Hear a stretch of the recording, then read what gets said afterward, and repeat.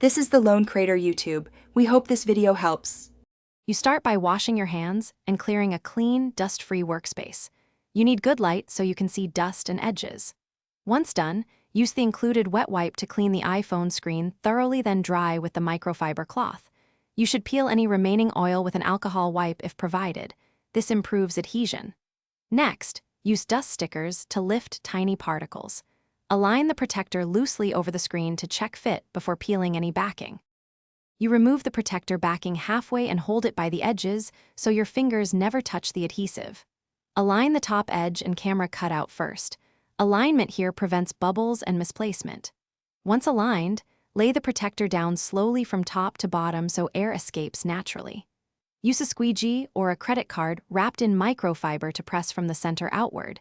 This pushes out trapped air and ensures even contact. If bubbles remain, press them toward the nearest edge. You finish by removing any final release film and checking all edges for lift. Press down firmly around the perimeter to set the adhesive. If you used a full body protector, trim excess carefully with a razor blade along a straight edge. Take your time. Make sure to explain why. Proper edge adhesion prevents peeling and dirt ingress.